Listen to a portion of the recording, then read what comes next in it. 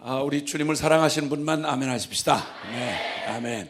올 한 해도 우리 또 주님이 우리에게 허락하신 우리의 또 삶의 가장 중요한 우리 인생의 중요한 기점이 될 한 해를 허락해 주셨습니다. 기왕 맞이한 한 해인데 물론 기대와 설레임도 있지만 또 한편 막막하고 두려운 그런 두려운 마음이 있는 것도 사실입니다. 그러나 어쨌든 우리에게 주어진 이 삶을 허락하신 분이 주님이시고, 그리고 또 역사와 또 이 모든 우리의 인생을 통치하고 다스리시는 분이 우리 살아계신 주님이십니다. 소망이 우리 주님에게만 있습니다.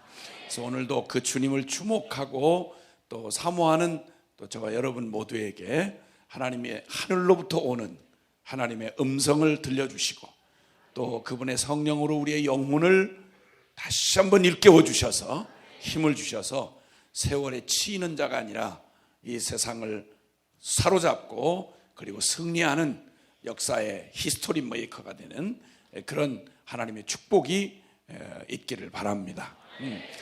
이번 그 신년 집회에 주시는 주님의 그 큰 약속 주제를 붙잡고 지금 진행하고 있는데, 그것은 하나님께서 우리에게 허락하신 임마누엘의 축복을 주님이 약속해 주셨습니다. 이 길을 떠나는 우리에게 한 번도 가보지 아니한 2018년에 이 새해 이 길, 또 내 인생 뭐라 그래도 누가 뭐라고 말을 해도 우리가 걸어가야 하는 우리의 남은 인생의 길은 경험한 길도 아니고, 그리고 또 누구의 통계에 의해서 예측 가능한 길이 아니라 우리 생에 처음으로 맞이하는 길이며, 또 아무것도 보장된 게 사실은 없습니다. 그러기에 이런 길을 나서는 우리에게 가장 놀라운 약속이 하나 있다면 그것은 우리 하나님이 우리와 함께 하시다. 임마누엘은 말의 뜻이 그렇습니다. 하나님이 우리와 함께 하시다. 우리 생애의 가장 확실한 그 해결 키와 같은 하나님의 약속이 있다면 그것은 하나님 우리와 함께 하신다는 것입니다. 주님만 함께 하시면 됩니다. 그래서 우리 옆에 계신 분에게 우리 함께 인사를 좀 하십시다. 임마누엘 하고, 하나님이 당신과 함께 하십니다. 할렐루야. 아멘, 아멘, 아멘. 특히 또 오늘 이렇게 우리 젊은이들과 또 함께 이렇게 같이 또 말씀을 나누는 이런 계기가 돼서 너무 감사하고, 뭐 어느 때나 그렇지만 속도 제일 많이 새기는 게 젊은이지만, 그러나 또 우리의 기대가 또 가장 기대를 한 몸에 모으는 우리 조국의 미래요, 또 우리 교회의 미래요, 우리의 내일이 되는 우리 젊은이들이 또 함께 이렇게 복음의 자리에 함께 계신 거 너무 큰 축복이고 너무 정말 감사합니다. 네, 교만하진 마시고 하여튼 감사해요. 정말 예수님 만나 복음 만나서 훌렁 뒤집어져야 쓰일 만한 거지, 안 그러면 진짜 뭐 그렇잖아요 사실. 네, 그렇기 때문에 하나님이 더욱 큰 은혜를 베풀어 주시기를 바랍니다. 먼저 오늘 주실 말씀 다니엘서 11장, 구약성경 다니엘서 11장 32절 말씀 한 절만, 다니엘서 11장 32절 말씀 한 절 같이 우리 함께 합독하시겠습니다. 다 찾으셨으면 다니엘서 11장 32절 다 찾으셨죠? 자, 시작. 언약을 배반하고 악행하는 자를 속임수로 타락시킬 것이나 오직 자기의 하나님을 아는 백성은 강하여 용맹을 떨치리라. 아멘, 아멘. 사실 우리가 지금 맞이하고 있는 지금 우리 조국 대한민국의 현실, 그리고 또 우리 이 사회적이고 이 세대가 맞이하는 그런 여러 현상을 이렇게 보면 뭐 어느 때나 다 뭐 크게 사람들이 사는 세상에 무슨 큰 차이가 있겠습니까? 많은 말로 하면 저녁이면 더 깊은 밤 같은 느낌, 그리고 또 상황으로 보면 악이다 그러면 최악, 또 말세다 그러면 말세치말, 이렇게 얘기할 만큼 무언가 조금 더 밝은 쪽으로보다는 어두운 쪽으로 조금 이렇게 기울어져 있는 그런 시대인 것을 부인할 수가 없습니다. 참 여러 요란한 여러 음모설 또 뭐 여러 이 정황에 대한 해석들, 난무하는 그런 뉴스들, 또 우리가 부딪히는 체감하는 이런 상황들을 볼 때 참 썩 이렇게 마음이 편안하거나 또 기대가 막 차거나 이런 것보다는 염려와 근심과 그리고 또 생각이 좀 깊은 사람들에게는 참 은근한 두려움이 이렇게 밀려오는 이러한 시기임을 부인할 수가 없습니다. 그 중에 어느 시대나 어떤 도전과 위기는 늘 존재하지만 근데 문제는 그 도전을 헤치고 나가야 할 주역들이 문제인 것입니다. 근데 지금 우리 그 세대를 이렇게 보면서 좀 저 같은 사람의 입장에서 좀 볼 때 그래도 몇십 년 그래도 뭐 미력이지만 그래도 또 예수님 만나면서 우리 조국이니 민족이니 하는 마음에 대한 부담을 이렇게 갖게 돼서 몇십 년 동안 나라에 대한 기도를 이렇게 해오던 사람의 입장에서 볼 때 지금 이 시대가 맞이한 여러 가지 위기 가운데 좀 더 좀 걱정이 되는 위기는 이 세대가 참 비겁하고 겁 많은 세대로 자꾸만 변해간다라는 생각입니다.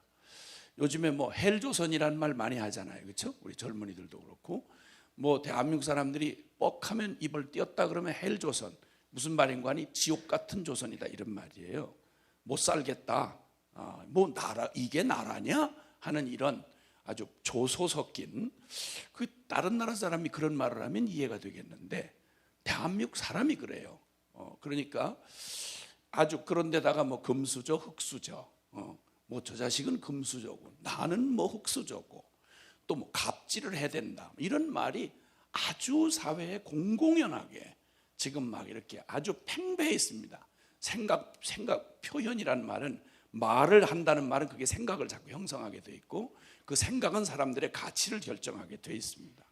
이런 부정적인 얘기, 근데 이 얘기를 가만히 뒤집어 놓고 보면 굉장히 비겁한 말입니다. 모든 탓을 너 탓, 너는 금수저 너의 놈 탓, 뭐 또 뻑하면 이 나라가 이 꼴이라서 뭐 누가 그 나라가 누가 이루는 나라인데 민주주의 민주주의 대한민국에서 나라의 주체가 누굽니까? 민주주의는 바로 사람이에요. 사람, 국민에 의한, 국민을 위한 국민의 정치, 이걸 민주주의의 뭐 대단한 걸로 생각하지 않습니까? 전부 남의 탓, 자기 책임으로 책임을 지고 용기 있게 그 시대를 맞이하고 헤쳐나갈 만한 이런 표현은 잘 안 들리고 대부분 비겁한 사람들 뒤에 숨어서 인터넷에 그냥 쌍욕질을 해가면서 남 그저 군중 떼거리 집단 광기를 벌여가면서 남 탓, 누구 탓, 조상 탓, 내 놈 탓, 아주 비겁하기 짝이 없는 아주 천박한 문화가 이 세상에 우리나라를 지금 특징 지우는 이런 거인 것 같아요. 용기 있는 모습을 못 보여요.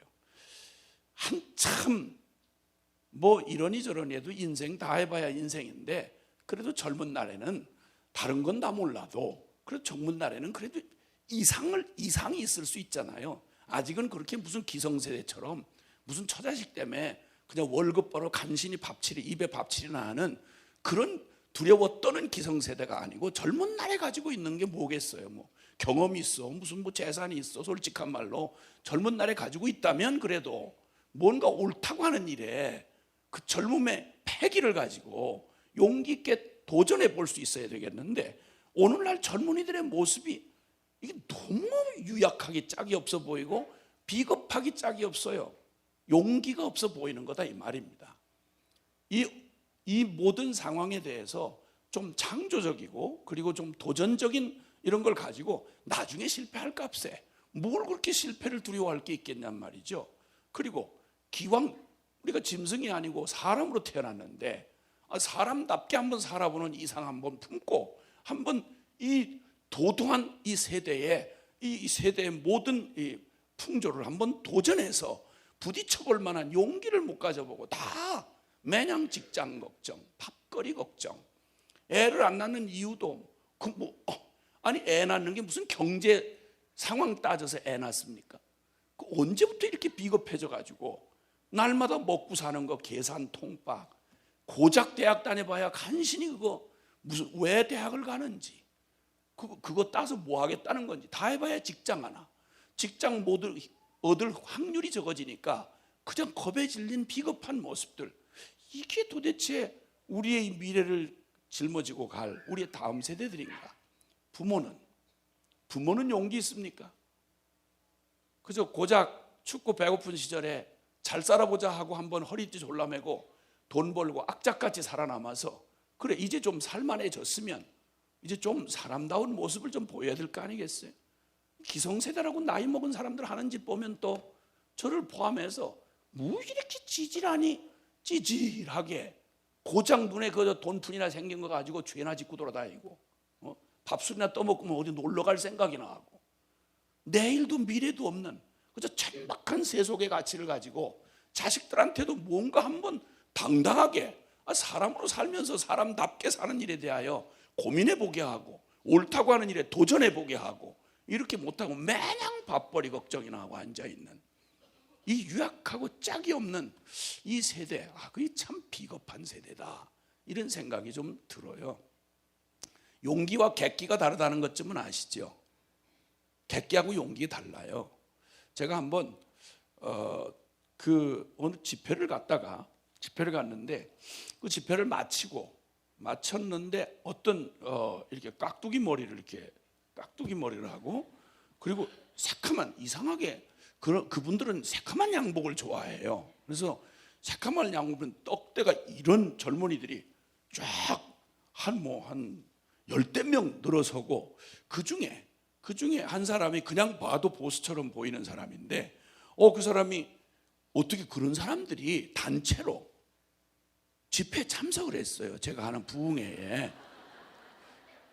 좀 신경 쓰이더라고요. 신경 쓰이고 말 잘못했다가 또 뭐 있잖아요. 그분들 뭐 이렇게 칼 잘 쓰고 또 주먹 잘 쓰고 이러잖아요. 이거 말 잘못했다가 이거 오늘 난 마지막 순교하는 때인가 뭐 이런 생각도 들고 겁이 나서 이제 대략 가급적 시선을 안 마주치고 그냥 말씀을 전하고 이제 집회를 마쳤는데 갑자기 그 중에 한 분이 목사님한테 허락을 받았다 그러면서 강사님 제가 오늘 밤 제가 모시기로 했습니다. 이게 무슨 얘기예요? 아니 이게 무슨 얘기야? 아니 이 담임 목사님 이상한 분이네. 나를 조폭한테 팔아는겨? 이거 큰일 났네. 아니 자기가 접수했다는 식으로 표현을 딱 그러는 거예요. 정중하게 말은 하는데 둘러서 있는 분위기가 이게 정중한 게 아니잖아. 깍두기 머리에다가 새카만 양복으로 쫙 빼입은 사람들이 어마어마 등치 딱 각재 피고 눈빛이 달라요 이게. 그런데 날 보고 모시겠다는 거예요. 근데 이 무슨 얘기인지도 난 모르고 그냥 이게 완전히 주눅이 들어가지고 나갔더니 세단 하나가 또 새카만, 그 사람들은 새카만 걸 좋아해요. 하는 일이 검은 일을 해서 그런지 아주 새카만 걸 좋아해. 아주 새카만 외제 세단이 하나 딱 하고 와서 기다리는 거예요. 그러더니 저를 저 최고 호텔로 데리고 가는 거예요. 설명 하나 없이 그냥 오늘 밤 제가 모시기로 했습니다, 이 말 한마디만 하고 언제든지 물론 순교를 각오하고 살긴 하지만 이런 식으로 순교하기 싫다 이런 생각이 속으로 드는데 아무 소리도 못하고 따라갔는데 이제 그냥 보통 사람이 아닌지 호텔 로비에서 그냥 딱 뭐라고 눈치 한번 하니까 딱 방 하나를 정하고 그리고 이제 방에 들어가 앉았습니다. 나중에 알게 된 얘기는 길게 이 얘기를 할 수가 없어서 이분이 특수 강도 전과 오범입니다. 우리나라의 그 조폭 패밀리 중에 가장 양대 산맥이라고 하는 한 파의 최고 리더는 아닌데 그 다음 정도 되는 리더쯤 되는 사람인가 봐요. 나중에 안 거예요. 저는 그걸 몰랐죠. 나중에 알았어요. 그래서 이분이 뭐 하는 건지도 모르고 짐작으로만 그렇다는 생각을 하고 그리고는 이제 방 안에 가서 앉았습니다. 유리탁자가 밑에까지 보이는 유리탁자가 방 안에 침실에 있었고 그리고 그 부인이 따라 들어왔는데 그것도 나중에 제가 들은 얘기로 그 부인 가만히 보니까 어느 이렇게 말하자면 잘 알려진 사람은 아닌데 무슨 이렇게 말하자면 무대에서 뭘 이렇게 하는 그런 분 같아요. 그냥 딱 봐도 세속적으로 생겼고 질서정연하게 생겼어요. 자매가 키가 훤칠하고 그냥 설명 필요 없이 군대 되기 필요 없이 그냥 이렇게 질서정연하게 각이 딱 잡혀가지고 이렇게 있더라고요. 거기 그 자매가 따라왔어요. 그 부부인 셈이죠. 나중에 알고 봤더니 아주 그 흉한 교도소에서 이제 추록을 하고 났을 때 바로 이 목사님이 이분이 이제 그 옥중에서 그래도 어떻게 하다가 이제 전도를 받아가지고 하나님을 믿는다는 얘기를 전가를 받고 그리고 목사님이 이거 좀 케어해달라. 그래서 그 목사님은 주로 그런 전공 내지는 밤무대 이렇게 하시는 분들 또 이렇게 해서 검은 양복 입고 이렇게 왔다 갔다 하는 분들 이런 분들이 교인들 중에 많아요. 그 전공이신가 봐요. 그래가지고 이제 그분이 또 마음을 잡게 해준다고 그때 이제 중매를 서서 나이가 한참 늦은 나이인데 중매를 서서 결혼한 지 이제 갓 1년이나 됐는지 이런 상황에 있는 분이었고 그런 분이었는데 와서 이런저런 얘기 거두절미하고 말을 이렇게 조리 있게 하는 분은 아니에요. 그리고 자기가 뭘 하는 사람인지를 나한테 얘기를 안 했고 난 이건 나중에 한 사실이고 느낌이 이상하다는 거 외에는 했는데 이분이 이렇게 얘기를 하더라고요. 아주 부드럽게 은혜를 받은 사람으로서 하는데도 벌써 옛날 가락이 좀 이렇게 보이는 거예요. 저도 또 살던 동네가 비슷한 데라서 거기 출신이라서 그래가지고 아니 제가 조폭을 했다는 건 아니에요.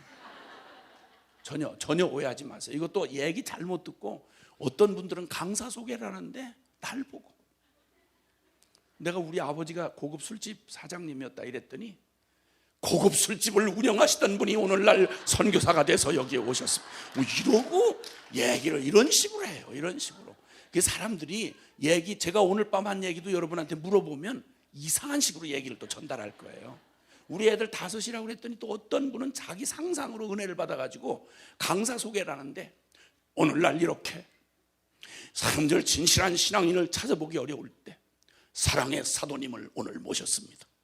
이분은 자기 아이는 2명밖에 없는데 새 아이를 입양해서 사랑을 실천하는 하나님의 종님이십니다. 이러고 강사 소개를 하는 바람에 우리 애들이 전부 순수생산한 우리 집의 애들이에요. 근데 졸지에 우리 집에 애들 3이 입양아가 된 거예요. 나 진짜 그 교회에서 싸울 수도 없고 소개를 하려면 정확하게 해야지 무슨 그따위로 소개를 하냐 말이에요. 정말 다시는 가고 싶지 않은데요. 하여튼 어쨌든 그래가지고 일단 거기서 이렇게 앉아 얘기를 하는데 이렇게 말하는 거예요. 선교사님 오늘 제가 조금만 더 세게 나갔으면 이제 이분이 교회 용어를 쓸 줄 모르니까 은혜를 받았다는 말이에요. 이제 크게 은혜를 받았다는 말인데 그걸 조금만 더 세게 은혜를 더 받았더라면 이 말이야. 오늘 조금만 더 세게 나갔더라면 선교사님 가방 못지할 뻔했습니다. 이래. 그러니까 당신 따라다니는데 가방 들고 당신 따라다니는 이걸 결단하고 난 나설 뻔했다. 근데 아슬아슬하게 그 은혜가 고까지는 안 가고 그래도 그 전에 잠깐 고민 중에 있기 때문에 이게 다행이다. 뭐 이런 식이야. 오늘 밤에도 여기 은혜를 받는데 거의 뒤집어질 뻔하다가 정신 차리고 이렇게 해서 거의 안 뒤집어지고 정신 차리고 난 너무 이렇게 하다가 선교사로 가면 안 돼 이러고 정신을 차리고 그리고 다시 이제 옛날로 돌아가는 이런 이상한 은혜를 받는 사람이 있을지 몰라요. 근데 어쨌든 그 사람이 그렇게 얘기를 하더니 한 가지 질문이 있어서 참 모셨습니다. 그 질문을 한번 저한테 하자고 그날 숙소를 갑자기 바꿔서 제가 있던 모텔을 그 교회에서 해준 건 그 화장실도 없는 방만 있는 모텔인데 거기서 땀을 뺄뻘 온도 조절이 안 돼가지고 밤새도록 땀을 뺄뻘 흘리고 있는 그 모텔을 잡아주시고는 목사님 미안했던지 그분이 이제 마지막 날이니까 이번 한번 좀 괜찮은 데서 모셔라 이렇게 해서 이제 본인이 그걸 따냈다는 거예요. 그 티켓을 따내고 자기가 이제 여기 모시게 됐다 이 말이에요. 그러더니 얘기가 이 말이에요. 저 사실은 은혜를 너무 받았다는 표현을 이제 그런 식으로 하면서 한 가지는 너무 표현은 잘 못하시는데 죽을 것 같은 고민이 있는 거예요. 그게 바로 뭐냐면 저는 하나님 살아있는 것도 알고 하나님 두려운 것도 경험했다는 거예요. 하나님이 얼마나 두려운 실제인지도 경험했다는 거예요. 감옥에서. 그리고 이제 신앙생활이라고 했는데 근데 여전히 자기는 나와서 자기는 배운 게 주먹질밖에 없는 거죠. 그러니까 평생을 그냥 주먹질하고 칼질하고 남의 목에다 회칼들이 대고 뭐 이런 거밖에는 한 게 없으니까 이제 딱 예수님을 이제 만나고서 더군다나 매일 내일이 없는 삶을 매일 돈 벌면 갔다가 이제 동생들 그 조폭 패밀리의 동생들 다 먹여 살리고 그러고 이제 내일이 없이 살았는데 근데 결혼을 하고 나니까 갑자기 살고 싶다는 삶의 욕구가 생긴 거예요. 거기다가 보니까 그 자매가 임신 중이었어요.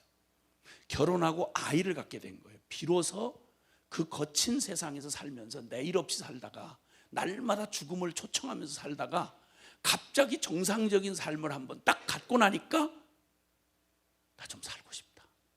인간답게 살고 싶다. 그리고 뱃속에 있는 아기 그냥 강한 살고 싶은 욕구가 일어난 거죠. 그런데 은혜를 계속 받으니까 자기가 하고 있는 일이 도저히 그냥 계속해서는 안 되는 일이야. 하나님이 기뻐하시지 않는 일이야. 무슨 얘기를 하나 안 그랬어요. 제가 사업을 하나 하는 게 있습니다. 그런데 하나님이 계속하면 안 된다는 마음을 계속 주십니다. 그래서 회개를 하긴 해야 되겠는데 자기는 벌어놓은 게 아무것도 없고 배운 건 재주라고는 다른 거 없이 그때는 잘 말을 안 했어요. 재주는 딱 한 가지밖에 없는데 그 한 가지가 칼질하고 이제 이렇게 이러는 거예요. 그러니까 이거밖에는 없는데 뭐 하는 건 아무것도 없고 근데 제 마음의 소원이 하나 있는 건 욕심 없이 우리 저 고생하는 우리 같은 놈들 위해서 목회하시는 저 목사님 예배당 짓는 거 예배당 질 거 하고 그 다음에 자기 욕심 부리지 않고 아파트 하나 해가지고 저 아내하고 아이하고 이렇게 같이 살 수 있도록 그래도 뭐 먹고 살 건 준비해 놓고 그만둬야 되니까 근데 사업을 제가 하는데 이걸 지금 막 이번 집회 때 은혜를 너무 받으니까 당장 그만둬야 된다는 막 두려움이 막 밀려오는데 하나님 두려우신 줄도 알고 그래서 회개를 분명히 자기는 하겠다는 거예요. 회개할 거라고 마음은 결정이 다 됐어. 근데 이걸 언제 하냐는 거야. 지금이냐 아니면 지금 하면 아무것도 준비된 게 없어. 그래가지고 딱 한 가지 타협을 하고 싶은 이제 욕심이 생기는데 그래서 강사한테 이제 인허가를 받고 싶은 거지. 그러니까 그래서 이 회개를 분명히 나는 한다면 한다. 근데 지금 해야 되는 거냐 아니면 욕심은 없다. 예배당 지을 거 하고 이거 할 거. 요번 사업에 큰 건수가 하나 있는데 그 건수 하나만 치르고 나면 그래도 예배당 하나 할 거 하고 자기 살림비천 정도 하나절 할 건 있다는 거예요. 욕심 없이 그것만 되어지면 손 깨끗이 털고 사업 그만두겠다는 거예요. 나중에 알고 봤더니 그때는 몰랐는데 나중에 알고 봤더니 그 목사님한테 얘기 듣고 봤더니 주로 이제 이렇게 그 보통 조폭들이 손대는 사업이 있잖아요. 카지노라든지 뭐 이런 거 있잖아요. 그런 데 가가지고 처음에는 어렸을 때는 동생 쪽에는 그냥 이렇게 도끼 같은 거 들고 들어가서 판 벌려놨을 때 이제 판 벌려놓고 그 다음에 판돈 다 내놨을 때 가서 이제 도끼 이런 것도 나 이런 얘기를 왜 하지 내가 지금 영화 얘기하는 걸로 듣고 계시면 돼요. 지금 영화에 그런 장면이 있었다 이렇게 생각하시고 듣는 거예요. 큰일 났네 이거 얘기를. 이건 잘라야 되겠다. 어쨌든 그래서 그렇게 해서 이제 하는데 지금은 그래도 보스가 됐으니까 직접 도끼 들고 이런 건 아니고 가서 이제 수금하는 거 동생들이 이제 일반 온 거 이렇게 수금하고 이런 사업이에요. 근데 그 사업을 그런 사업이라고 나한테 얘기를 안 하고 하는 사업이 있는데 떳떳지 못한 사업인 거죠. 그러니까 나는 무슨 뭐 슈퍼마켓에다 이제 소주도 팔고 뭐 이러는데 뭐 이런 얘기인 줄 알았어. 그래 그런 일이 한두 가지야. 예수님 믿는 사람들이 다 음식점 하는 장로님도 그렇고 다 누구도 그렇고 뭐 다 술도 팔고 음식 받으면 다 그러잖아요. 그렇죠? 주일날 때도 또 문 열고 또 그러기도 하고 그러잖아. 그렇다고 다 그만두라 그러면 뭘 해먹겠어. 근데 나도 말하기가 곤란한데 이분이 얘기는 안 하고 딱 한 번 지금 회개하지 말고 한 번만 더 기회를 주면, 한 탕만 하면, 말하자면 이 요번 한 건만 잘 성공을 하면 이 문제가 해결되고 난 정확히 손 털겠다 이거예요. 그런데 이게 마음의 편치라는 거야, 하나님 앞에서. 그러니 강사님, 제가 지금 꼭 회개를 하는데 꼭 지금 해야 됩니까? 조금 몇 달 늦게 하면 안 됩니까? 이걸 얼마나 절급한지요. 간절하게 이 말을 묻는데, 이 사람이 가만히 보면 진짜 얼마나 이걸 두렵게 묻는지요. 유리 탁자니까 밑에 발이 보이잖아요. 무릎이 달달달달달 떨더라고요. 얼마나 절박한지. 이 말이 무슨 말인지 나는 못 알아듣는데 그 부인은 알아들으니까 부인이 눈물을 뚝뚝 흘리면서 그 남편의 고민을 옆에서 지켜보면서 눈물을 뚝뚝 흘리고 있는 거예요. 어떻게 대답해야 되죠, 여러분? 아니, 회개를 안 하겠다는 것도 아니고, 어차피 회개할 건데 한탕 좀 하고 회개를 할 거냐, 아니면 지금 딱 두부모 자르듯이 현실을 다 무시하고 아무것도 없는데 맨주먹 붉은 피로 그냥 그렇게 하고, 자기 혼자도 아니고 처자식 있는데 지금 그냥 왁딱 끊으라는 말이냐? 여러분이란 뭐라 그러겠어요? 냉정하게 남의 얘기니까 지금 당장 회개하십시오. 회개라는 게 무슨 외상도 아니고 회개가 그럼 나중에 하고 지금 하고 그런 게 어디 있습니까? 이렇게 말해줄 수 있겠어요? 와, 고민이 되더라고요. 이게 그냥 보통 얘기가 아니라 얼마나 절박한 문제인지를 느낌으로 알겠으니까 차마 마음 편하게 그냥 설교하고 나는 그냥 가버리면 그만이니까 이렇게 못하겠더라고요. 그게 내 동생이라면 어떡하겠어요? 눈물을 톡톡, 정말 눈물이 후두둑 떨어져요. 왜냐하면 여기서 진짜 회개를 해야 되겠는데, 하자면 이제 진짜 맨주먹이야. 아무것도 없는. 과거도 그렇게 화려한 게 아니고. 얼마나 두려웠으면 무릎팍이 부딪히도록 달달달달달 떨면서 내 대답을 기다리더라고요. 주님 뭐라고, 내가 앞뒤를 잘 모르는데 분명히 떳떳지 않았고 지금 회개해야 된다는 건 분명히 주님이 말씀하고 있는데, 그런데 이 회개를 지금 안 하고 조금 유보하고 타협하고 하면 되지 않겠냐? 여러분, 솔직히 우리는 조폭이 굉장히 용기 있는 사람들로 알고 있잖아요. 그 겁 없이 그냥 서울 한복판에 강남이고 어디고 막 누비고 다니면서 패싸움하고 그냥 일 저지르고 죽음을 두려워하지 않은 젊은이들 아니에요? 나도 근데 부러워했거든요, 젊은 날에. 그런데 그렇게 용기가 충만한 분들인 줄 알았더니 먹고 사는 문제 이거 하나에 자기의 삶을 발을 내디딜 용기가 없는 거예요. 그때 알았어요. 객기구나. 객기하고 용기하고는 전혀 달라요. 그때 제가 뭐라고 주님께서 마음 감동 주는 대로 대답을 했느냐면, 형제님, 뭔지는 제가 잘 모르겠으나 제가 만약에 우리의 사는 문제가 이 땅에서 잠깐 살다가 죽는 이 땅의 육신만이 삶이라면 그럼 그까짓 거, 아니 아홉을 죄를 짓고 회개하는 거나 10 죄를 짓고 회개하는 거나 무슨 차이가 있겠습니까? 그러나 만약 이게 우리의 영원의 운명이 걸려있는 문제고 그게 살아계신 하나님 앞에서의 하나님 말씀에 대한 우리의 태도라고 하면, 저는 어렵지만 제가 대답할 말은 선택의 여지가 없습니다. 지금 회개하셔야 합니다. 지금 털으셔야 합니다. 나는 그 자리에서 얼마나 죽을 것 같이 고민하는지 결국 결단을 못했어요. 결국 결단을 못하고 그 자매님은 하염없이 울고 그 형제는 바들바들 떨다가 결국 제대로 인사도 못하고 그 방을 빠져나갔어요. 그때 제가 봤어요. 진정한 용기란 아무에게서 나오는 게 아니에요. 우리 사회는 지금 객기로 충만한 사회예요. 걸핏하면 자살을 해요. 무슨 용기야? 여러분, 자살이 사람이 죽기가 무서워서 매냐 이렇게 질질 매고 살잖아요. 그런데 자살까지 했다. 용기가 얼마나 대단하겠어요? 그 용기예요? 아니요. 가장 비겁한 거예요. 눈 질끔 감아버리자 이 말이에요. 눈 감는다고 상황이 달려오는 차가 멈추지 않아요. 눈 똑바로 뜨고 직시해야 되는 거예요.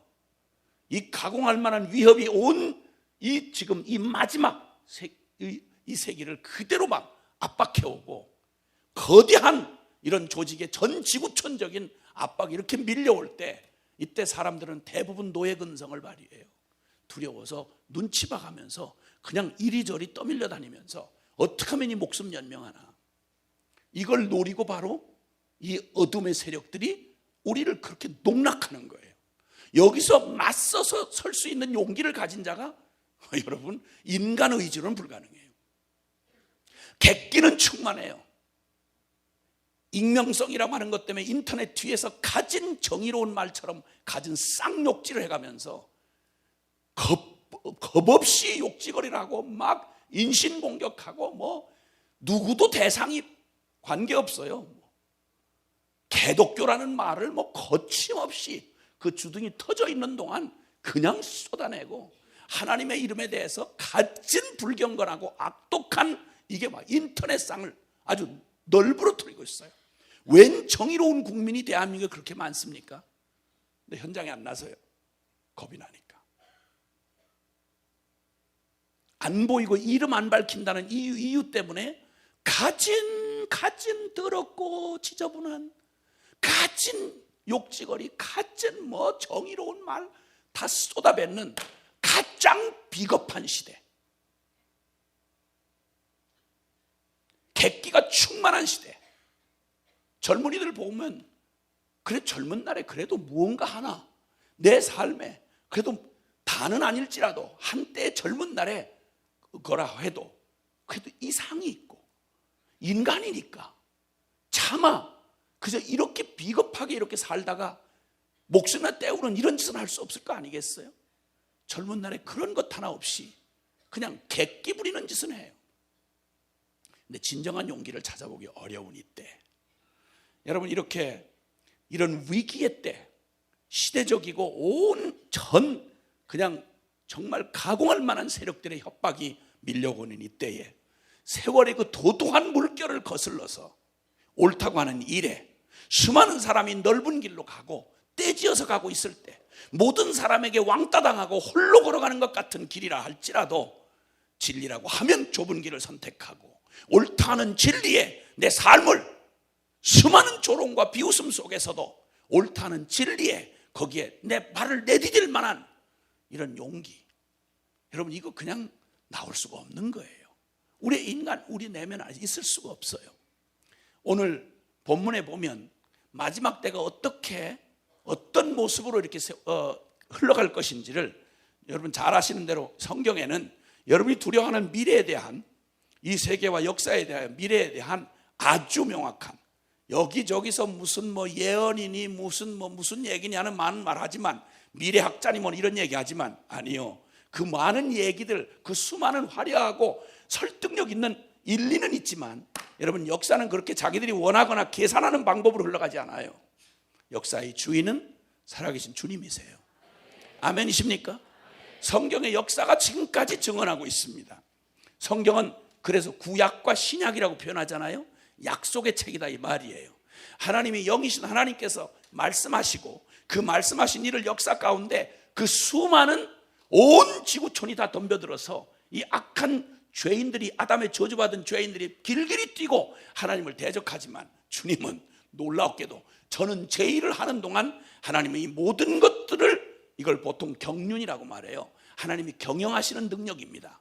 섭리라고 말하죠. 그래서 하나님의 섭리가, 놀랍게도 이 성경은 구약 옛날 주님께서 예언하셨던 말씀들이 1.1획도 바뀌지 않았고 정확하게 맞아떨어져 가는 것을 여기 증언해 놓은 역사의 사실을 기록한 게 성경입니다. 아멘. 두려운 거예요. 조금만 마음을 열고 이 성경을 보면, 아주 무식한 인간 아니라면 성경이말로 악소리 못하도록, 여기 지금 이 다니엘서는 아시겠지만 다니엘이 이미 주전 약 400~500년 전 사람입니다. 그런데 다니엘이 그 바벨론이라고 하는, 바벨론의 그 당시 신흥 바벨론 어마어마한 제국의 힘을 가졌던 거기에 포로로 끌려가서, 거기에 왕립학교에서 포로로 끌려갔는데 죽이도록 한 노예인데 어차피 주근이니 써먹자 하고 그 중에 몇 명을 뽑아서 왕립학교에 집어넣은 포로 출신이에요. 근데 그 사람에게 주님께서 놀라웠게도 잘 아시는 대로 다니엘서는 여러 느부갓네살 왕의 꿈부터 시작해서 다니엘의 작정하고 21일 작정하고 다니엘 기도라고 하는 거 있잖아요. 그 금식 기도를 하는 끝에 가브리엘 천사를 통해서 주님이 주님이 그 예언을 해주시는데, 구약의 묵시록이라고 말하는 다니엘은 이렇게 주님의 예언들로 가득 차 있는데, 그때 당시 바벨론이 그 온 세상을 다 떵떵거리던 바벨론이 무너질 거라고 누가 생각을 하겠어요? 근데 놀랍게도 다니엘에게 예언을 하게 하시는데, 그 느부갓네살이 꾼 금신상을 이렇게 해석을 하게 하시는데, 그 꿈을 풀이해 주는데, 느부갓네살을 중심으로 한 그 바벨론의 그 영광이, 이게 그 엄청난 영광이 이게 하루아침에 이게 거꾸로질 거라고 예언을 하는 거예요. 그리고 페르시아라고 하는 제국이 일어날 것이다. 페르시아 이후에 헬라라는 제국이 일어날 것이다. 헬라라는 이후에 로마 제국이 일어날 것이다. 로마는 동로마와 서로마가 나뉘어지듯이 그렇게 될 것이다. 앞으로 수백 년 후에 일어날 역사의 큰 제국들이 일어서고 망하고 하는 이 얘기를 이미 그 이전에, 그러니까 이거 성경 못 믿는 친구들은 이거 다 이후에 후기의 사람들이 소설 쓰듯이 역사 보고요 각색해서 실어놓은 거다. 이런 놈들이 또 성경을 연구한다고 그러면서 이렇게 애쓰는 사람들이 있어요. 내버려 두세요. 밥 많이 먹도록 두고 그냥 그렇게 신경 쓰고 살도록 내버려 둘 수밖에 없어요. 그만큼 두려울 만큼 성경의 말씀이 모두 다 성취돼 가는 거죠. 아멘. 근데 문제는 하나님의 언약한 백성, 오늘날로 말하면 교회를 말하는 거죠. 구약시대에는 이 교회의 모형이었던 이스라엘 백성, 다시 말하면 모태신앙들 있잖아요. 모태신앙들, 모르세요?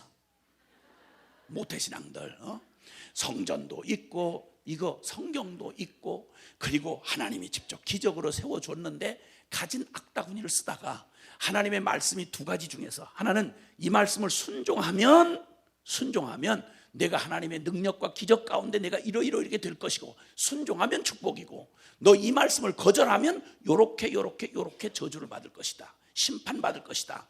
그 중에 긍정적인 것으로 순종하고 축복을 경험했더라면 좋았을 일을 하나님의 말씀은 말씀대로 이루어졌는데 어떻게? 너 맞을 짓 하면 맞는다 이 말이에요. 요게 고스란히 적용이 돼서 그대로 바벨론 포로가 돼요. 나라는 다 잃어버리고 성전은 쑥밭이 되고, 그리고 이스라엘은 흔적도 없이 끝나버린 심판을 그대로 하나님의 말씀대로 그대로 받은 그 민족이 이스라엘 민족이고, 그게 모태신앙이었다 이 말이에요. 그 속에, 그 역사 속에 같이 망하는 이스라엘과 함께 포로로 끌려간 게 다니엘이었고, 그 다니엘을 사로잡아간 바벨론 제국의 그 어마어마한 그 세력과 그 권력의 한복판에서 이 세상이 얼마나 무섭고, 이 세상의 권력이 얼마나 무서워요. 이 세상의 정권이 얼마나 무서워요, 여러분.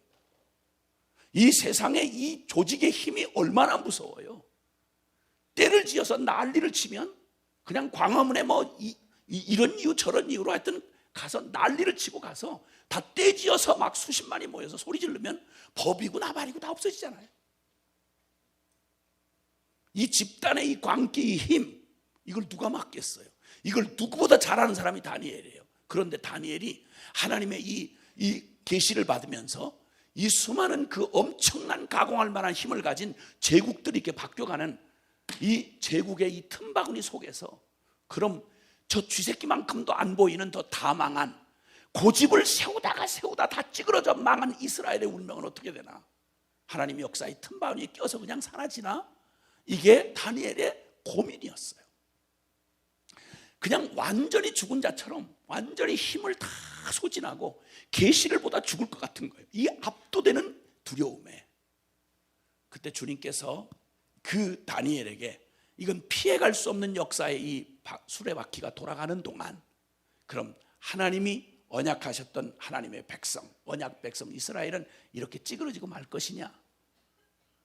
하나님의 모태신앙은 역사에 그냥 쓰레기가 돼서 그냥 버려지고 말 거냐? 아니요. 그들은 반역하고 그들은 자격이 없어도 나 하나님이 내가 반드시 그들에게 언약한 그대로 아브라함의 자손, 아브라함과 다윗의 자손들을 내가 불러 일으켜 하나님 나라의 혁혁한 위세를 이 모든 세상의 권력 앞에 우뚝 세우리라. 주님의 나라가 반드시 이 땅에 임하리라. 악이 온 천지를 뒤덮는 것 같지만 하나님의 정의가 승리하는 날이 올 것이다. 왜? 나 하나님이 알파야 오메가요, 그리고 나는 하나님이 창조의 주님이시요 진정한 대주제이시기 때문이다. 다니엘아, 마지막 때가 되면 언약을 배반하고 악행하는 자를 속임수로 타락시키고 악은 악으로 더욱 악으로 기울어져 갈 것이고, 악한 자들의 모든 음모와 도모는 다 이루어져서 그들이 온 세상을 뒤덮을 것처럼 이렇게 가공할 위협을 하는 시대가 오겠지만, 그래서 모든 세계 인류가 다 겁에 질려서 그 어둠의 세력 앞에 다들 노예처럼 질질 끌려다니면서 비참한 삶의 죄의 종자들이 될 것이지만, 그러나 그 한복판에서 오직, 잘 들으셔야 돼요, 오직 자기의 하나님을 아는 백성은 강하여 용맹을 발하리라.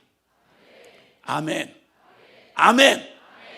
이 거대한 세상의 이 세력의 이 조류 속에서 여기서 휩쓸리지 아니하고 떠내려가지 아니하고 이 역사의 톱니바퀴에 끼어 죽지 아니하고 오히려 그 역사의 흐름을 바꾸는 하나님의 역사의 주인공 되시는 하나님에게 쓰임받는, 휩쓸리지 않는 진정한 용기를 가진 사람, 강하여 용맹을 떨치는 사람, 그가 누구냐? 오직 자기의 하나님을 아는 백성은 강하여 용맹을 떨치리라. 할렐루야. 아멘. 지금 이 절망의 시대에 희망의 불꽃 같은 한 부류의 사람들이 필요하다면, 대단한 전문과 굉장한 실력 가진 사람, 이런 사람, 굉장한 정치가 아니고, 누가 이 시대를 희망을 던져주는 하나님의 역사의 히스토리 메이커가 될 것이냐? 오직 자기 하나님을 아는 백성은 강하여 용맹을 발하리라. 아멘. 객기는 난무하지만 용기는 찾아볼 수 없는 이때, 어느 누가 인생으로 태어나서 이 도도한 이 말세에 이 어둠의 이 무서운 권세 앞에 마주대야 설 자가 누구겠냔 말이에요. 내 밥벌이 하나도 근근히, 직장 하나도 날마다 두려워서 벌벌 떠는 우리에게 누가 도대체 이 중에서 이 역사를 거스려 승리할 역사의 주역이 될 이런 용맹한 자가 과연 누구이겠는가? 그는 오직 자기 하나님을 아는 자, 강하여 용맹을 발하리라. 할렐루야. 역사의 정답을 아는 자, 진리의 결론을 붙잡은 자, 그리고 그 역사 해결의 키를 가진 사람, 그 사람이야말로 진정으로 참된 용기를 가질 수 있는 사람인 것입니다. 여러분, 이 중에 주님께서는 놀라웠게 이 암담한 그 이스라엘의 파묻힌 이스라엘 역사 가운데 실패한 이스라엘의 한복판에 그 죽음 같은 그 침묵의 시간이 지나가고 있었습니다. 바벨론 포로로 끌려가서 70년 포로 귀환이 이루어질 때까지 흔적도 없이 망한 이스라엘과 하나님의 약속과 흔적은, 성전은 흔적도 없어졌어요. 그러니까 가시적으로 하나님 나라를 상징할 게 아무것도 없는 거예요. 그런데 그때 그 역사의 침묵과 같은 시간 속에, 그때 하나님의 끊겨진 역사 같은 이 역사에, 거기에 도도하게 흐르는 세상의 물결 속에서 절대 떠밀려가지 않는 그 역사의 키를 딱 움켜쥐고 용기 있게 그 역사의 맥을 이어서 결국 예수님이 이 땅에 오시는 그 영광을 맞이하고, 그리고 그들의 그 정신과 그들의 영적인 힘은 오늘날 예수 그리스도를 따르는 많은 사람들의 심장 안에서 함께 뛰면서 지금도 이 마지막 시대에 하나님의 나라의 영광을 이 땅에 실현시킬 진정 강하고 용맹한 자, 그런 사람들의 정신으로 이어져 오는 몇몇의 사람들이 있습니다. 성경을 읽어보시면 여러분, 구약 성경에 특별히 이런 사람들이 등장할 겁니다. 에스라, 느헤미야, 다니엘, 에스겔, 여호수아, 스룹바벨, 이런 등등의 사람들, 이 사람들이 바로 그 절망적인 시간 속에 와서 그 역사의 빛을 발한 용맹한 사람들이었습니다. 이 사람들의 처지와 형편은 오늘 우리보다 나을 게 아무것도 없고 오히려 그들이 훨씬 더 불리한 시대에 살았습니다. 캄캄한 어둠의 시간을 지났습니다. 그 중에 에스라라고 하는 사람, 이 사람은 학사 겸 제사장 에스라라 이렇게 말합니다. 그는 제사장 가문의 제사장이라고 해봐야 이스라엘이 멀쩡히 살아있을 때는 괜찮았는데 다 망하고 성전도 없고 제사도 없는데 제사장 무슨 의미입니까? 지금 북한이나 이런데 북한에 목사 없어요. 거기 없어요. 교회도 신학교도 교단도 다 없어졌는데 거기 무슨 목사가 필요합니까? 거기 선교사 이런 이름 없어요. 제사장이라고 해봤자 할 일이 없는 제사장, 그냥 명맥만 조상적 기록만 남아있는 사람이었어요. 자, 거기에다가 그는 포로로 끌려간 지 1세대가 아니고 다니엘보다 훨씬 뒤의 사람입니다. 그래서 아마 포로 2세대나 3세대쯤 되는 사람이에요. 미국 가서도 교포 2세면 한국말 모르고 한국에 대해 전혀 관심 없는 교포 2세들이 많아요. 2세대만 지나가면요, 그러면 거의 자기 조국이 저기 시민권이 미국 시민권이니까 한국 생각 안 해요. 마찬가지로 이미 바벨론에 가서 이미 바벨론화된 사람이에요. 근데 이상하지요. 웬만한 포로 살아가서 거기서 포로로 근근히 채찍 맞아가면서 밥이라도 얻어먹고 그러다 조금 형편이 낮아서 거기에 뿌리를 받고 살아남은 사람들 중에 그 사람들 대부분 다 이스라엘의 꿈이고 뭐 아브라함의 언약이고 다 잊어버렸어요. 그까짓 거면 다 망한 나라 얘기해서 뭐해? 아니, 생생하게 성전이 살아있을 때도 그때도 별로 관심이 없었는데, 아니 다 망하고 아무 유익도, 현실적인 유익도 안 되는 율법 얘기해서 뭐하고 제사 얘기해서 뭐 할 거예요? 다들 내버리고 잊어버리고 있었어요. 그런데 그때 여기 이 사람은 포로로 붙잡혀간, 이민을 간 사람도 아니고 포로로 붙잡혀간 포로의 자식들 중에서 이 사람 정말 포로 끌려가서 그 바벨론이 망하고 그 다음에 페르시아라는 제국이 이제 생겨났는데, 그 페르시아 제국에 거기에 왕궁에 그는 서기관으로, 궁중 서기관으로 아닥사스다 왕이라고 하는 왕 밑에서 출세를 했습니다. 굉장한 고위직인 거죠. 그가 비할 데 없이 세상적으로 성공했습니다. 그러면 철저하게 페르시아 사람이 돼가지고 현실적으로 거기서 잘 살아남고 자식들 든든하게 앞으로 잘 국적 세탁을 해서 그래가지고 거기서 그 페르시아 사람으로 거기 기득권 차지하고 살아남으면 될 거 아니겠어요? 발 빠르게. 이런 사람들 많이 있죠. 우리는 이런 사람들을 부러워하죠. 천국만 없고 하나님만 없다면. 근데 여기 지금 그 에스라가 그때 놀랍게도요, 어울리지 않게 이 사람 완전한 이방 문화 한복판에서 성공한 사람인데, 근데 그 어려운 때 세상의 인기나 성공이나 출세와 전혀 상관없고 오히려 그걸 자꾸만 생각나고 그걸 자꾸 붙들면 붙들수록 자기가 불리해지는 다 망한 나라의 이스라엘의 종교, 그리고 모세 다 낡아 빠진 폐기된 모세의 율법, 이거 지금 다 망한 마당에 현실적으로 돈 될 거 아무것도 없고 취업에 도움 안 되는데 뭐 하려고 그 다 끝난 놈의 얘기를 그걸 뭐 하려고 붙들겠어요? 근데 이 사람 어렸을 때부터 말입니다. 이건 설명이 안 되는 얘기죠. 그런데 그가 어렸을 때부터 놀랍게도 그가 이 다 조상들이 버리고 무시했던, 내다버렸던 진리, 하나님의 성경 말씀을 말이죠, 아주 생명 걸고 어렸을 때부터 그 성경에 깊이 침잠하기 시작했어요. 그리고 거기에 자신들의 족보 얘기, 이스라엘의 정통, 그 다음에 하나님의 언약, 다 사라진 것 같은 하나님의 약속을, 이 성경의 약속을 생명처럼 붙들었어요. 자, 여러분, 이 특별한 이 좀 꼴통 같은 이 친구 말이죠, 청소년 중에 만약 이런 사람이 있으면 세상 물정 모르는 놈이고 날마다 거짓해가지고 뭐에다가 써먹겠어요? 그런데 놀랍게도 이 성경에 아주 능통한 사람인데, 이 사람 에스라서 7장 10절에 보면 이 사람이 무슨 결심을 했는 사람인지를 거기서 표현하고 있는데요, 거기서 이렇게 말해요. 에스라서 7장 10절에 보면 에스라가 여호와의 율법을 연구하고 준행하며 그것을 지키며, 그리고 그 율례와 규례를 이스라엘, 남은 여기 다 이스라엘 교인이라고는 흔적도 안 남아있고 그냥 이스라엘 사람이라는 이것도 부끄러워하는 포로로 끌려온 그 세대의 사람들에게, 너는 이스라엘이야, 너는 하나님의 모태신앙이야, 너는 하나님의 거룩한 자녀야, 잊지 말아야 돼. 우리 눈에는 안 보이고 손에 붙잡을 수 없고 돈벌이에 도움 안 되지만 너는 여기서 밥이나 끼니 채우다가 갈 비겁한 자가 아니야. 우리는 망했어도, 우리는 하나님의 그 원수짓을 했어도 하나님은 절대, 그분은 자신을 부인하시지 않아.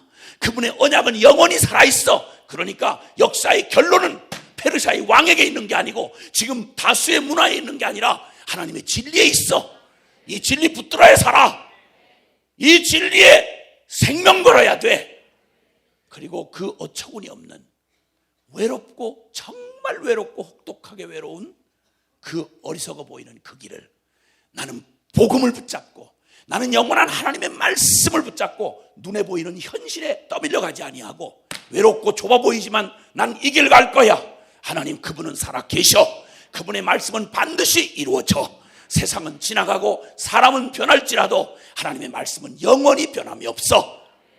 이렇게 굳게 결심하고 성경을 연구하기 시작했어요. 모든 이스라엘 사람이 갖다 내다 버린 성경을 연구하고 준행하고 그걸 지키며, 남이 알아주든 말든 남의 나라, 이방 나라에서 살면서, 우상 섬기는 이방 나라에서 살면서 하나님의 말씀과 규례를 지킨다는 말은 이건 보통 어려운 일이 아닙니다. 다니엘이 그렇게 하다가 사자굴에 들어가고 그렇게 하다가 몇 번 죽을 뻔했잖아요. 예, 그렇게 하면 세상에서 왕따 당하고 꼴통 취급당하고 불이익 당하고, 맞아요. 근데 거기는 무슨 전제가 빠져 있는지 아세요? 그렇게 골통으로 말씀대로 살고 복음대로 살고 믿음으로 살면, 맞아요, 불이익 보고 쫓겨나고 사자굴에 들어가고 위기에 처할 수 있어요. 사실이에요. 근데 이 말만을 한다면 무슨 전제가 빠져 있죠? 무슨 전제가 빠져 있어요? 이 말 들으면 다 겁먹어요. 그렇구나, 사실이구나. 그렇게 꼴통으로 살아서 어떻게 이 세상에서 성경 알고 성경만 알고 복음만 한다고 되겠어? 이 말을 하면 전부 겁에 질려가지고 다들, 교인이라는 사람들도 다 고개 끄덕이고 다 맞아 다 지혜롭게 살아야 돼. 뱀같이 지혜롭고 비둘기같이 순결하라고 주님도 말씀하셨어. 그러니까 어디서 튀면 안 돼. 직장에 설 때 내가 예수 믿는 걸 사람들이 눈치 못 채게 해야 돼. 그리고 또 내가 믿는다고 하지만 그렇게 튀게, 그렇게 드러나게, 저만 조용히 믿으면 되는 거지, 지혜롭게 해야 돼. 이런 말을 하면 전부 다 아멘을 하고 은혜를 어마어마하게 받아. 근데 오늘날 만약 에스라를 우리 한국교회에다 갖다 놓으면, 오늘날 다니엘처럼 한국교회에서 신앙생활을 하면, 여러분 이거 친구 삼고 싶으시겠어요? 이 꼴통을? 맞아요, 사자굴에 들어가요. 몇 번 죽을 위기를 당해요. 근데 여기는 무슨 전제가 빠져 있는 거 아니? 그 말씀을 언약하시고 그를 믿는 그 사람을 지키고 계시는 하나님을 빼놓고 한 말이에요. 그런데 그 상황, 현실이 다 현실이라고 해도 그보다 더욱 실제는 그 말씀을 주신, 그 언약을 주신 하나님은 살아 계세요. 그분은 역사하세요. 그러니까 다니엘 얘기를 우리가 읽을 수 있는 거예요. 그러니까 에스라를 읽을 수 있는 거예요. 하나님은 죽은 관념의 신이 아니에요, 여러분. 기독교는 종교 나부랭이가 아니다 이 말입니다, 여러분. 중연불이 아니라 이 말이요. 넋두리하고 좋은 도덕적 교훈을 삼으려고 하나님 이름까지 들먹이면서 여기다가 무슨 삼강 오륜 적어놓듯이 한 게 성경이 아니라 말이요. 아니라 말이요. 신학 따로 신앙 따로 이런 따위에 귀신 신하를 까먹는 소리는 기독교에는 없다 이 말이야. 믿음 따로 삶 따로, 이게 무슨 귀신 장난이야. 아니면 기면 긴 거지. 신앙, 사도신경 신앙 고백하는 건 뭐야? 연불이야? 전능하사 천지를 만드신 하나님 아버지를 내가 믿사오며, 믿는 놈이 그 따위로 살아? 그렇게 겁대가리 없는 짓을 해? 강단에서 외친 설교는 뭐야? 현실에만 가면 그 무슨 꼴이냐고. 예배 드릴 때 그 거룩한 목소리로 기도한 사람이 여러분 홀로 있는 시간에 인터넷 앞에서 무슨 짓 해? 하나님 생명이야? 여기서는 보는데 여러분 혼자 있는 비밀 공간을 못 보신 하나님이야? 그런 하나님을 믿어? 미쳤어 우리? 정신병자들이야? 기독교가 이런 사악한 사이비 집단이야? 성경 멀쩡히 수많은 번역본이 나와서 여러분 집에다 성경을 수없이 쌓아놓고 읽어 안 읽어? 이게 정말 하나님 말씀이고 반드시 이게 이루어질 것 같다면 그 어줍잖은 사상 철학, 그 어줍잖은 몇 마디 말 듣고 거기에 뒤집어져 가지고 거기는 객기를 부리면서 역사에 빗나가 본 적이 없는 가장 정확한 미래학자들의 말은 무슨 학위에 들먹거리고 여기 오면 거기는 우르르 몰려가서 열광을 하면서 멀쩡한 예수쟁이들이 앉아가지고 성경은 안 읽어. 여기 분명히 내 미래가 있고 우리 조국의 미래가 있고 역사의 미래가 분명하게 여기 게시되어 있는데 반드시 이대로 이루어져요. 부정적이든 긍정적이든. 그럼 살고 싶으면 뭐부터 봐야 되겠어? 아니 살고 싶으면 뭐부터 봐야 되겠냐고. 정확한 지도를 알아야 내가 처음 가는 길에 가장 정확한 가이드북을 보고 지도를 봐야 당연한 거 아니겠어요? 근데 그거 안 보고 계속 이리 가서 부딪히고 저기 가서 부딪히고 이런 묻들고 아니 지도가 있는데 손 안에 이런 모순을 가지고 신앙생활 한다고 스스로 위안을 하고 살아요. 그러니까 이런 괴물 같은 이상한 모습이 되는 거예요. 기독교인이라고 그러는데 아니 성경이 뭘 그렇게 복잡하게 말한 거 없잖아. 하나님 살아 계시고 그분이 거룩하세요. 그분이 죄를 미워하세요. 아멘. 성경은 진리를 애매모호하게 말하지 않았어요. 불경처럼 이렇게 말하면 이렇고 저렇게 말하면 저렇고 이런 거 아니에요. 있는 것도 있는 게 아니고 없는 것도 없는 게 아니고 이런 정신통일 얘기가 아니에요. 성경은 분명히 하라 하는 거면 하라고 그랬고 하지 말라 그러면 하지 말라고 그랬어요. 아주 명확해요. 근데 왜 이렇게 복잡하게 말을 해요? 웬 의미를 그렇게 딜이 파가지고 말씀하신 예수님이 헷갈릴 정도로 웬 공부를 많이 하시는 분들이 이렇게 말을 복잡하게 뒷꼬고 난리를 쳐. 아니 못 지키면 못 지킨다고 솔직하게 까놓고 회개를 해야 될 일이지. 저 안 지키는 그 일을 웬 변명을 들어놔서 말씀을 이렇게 비비 꼬고 난리야 이거. 그러니까 비비 꼬인 교인들이 나오는 거예요. 장로가 장로답고 집사가 집사답고 권사답고 성도가 성도다운 거 뭐가 그렇게 어려워? 그러다 순종하다 안 되면 주님이 다 대안을 주셨잖아요. 구하라고. 네 힘으로 안 되면 구하라고. 네 힘으로 지킬 수 있는 말씀이 아니라고. 그러면 주님 앞에 구하면 성령께서 우리에게 그분의 능력 우리를 지키게 할 거 아니냐고. 아멘. 그 모든 대답이 성경 안에 다 있다고. 이 모든 역사의 실험을 다 거치고 끝까지 아담의 저주를 받은 죄인임을 역사에 증명하고 망한 게 구약의 모태신앙들, 아브라함의 자식들, 거기다가 성직자들, 제사장, 레위인, 장로들,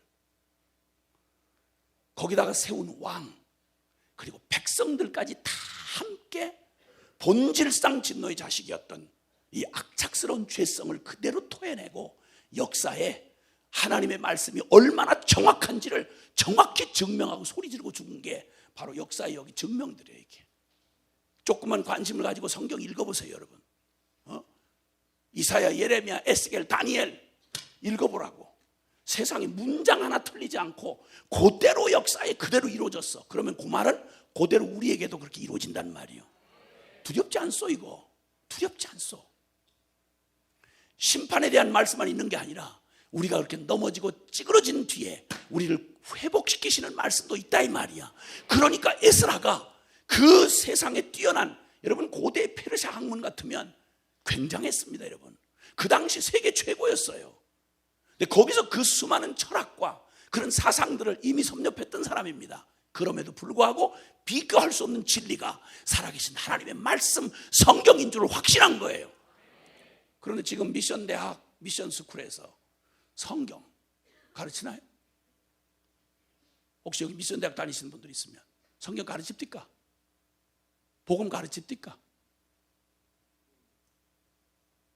채플 시간 스스로 미안해서, 선교사가 세운 대학인데 스스로 미안해가지고 젊은 애들 와서 객기 부리고 놀고 싶은데 죽으라고 대학 입시 공부만 시키다가 대학 오고 나니 제일 하고 싶은 게 뭐겠어요? 죄 짓는 거지 뭐. 채플이라고 이름만 걸어놓고 거기서 복음 전하면 무슨 막 종교 편향이니 어쩌니. 이게 무슨 미친 소리야. 아니 절간에서 불경 읽는 게 뭐가 종교 편향이야. 아니 교회에서 성경 말하는 게 왜 무슨 문제냐고. 겁에 질려, 스스로 겁에 질려서 하나님을 만나본 적도 없는 사람들이.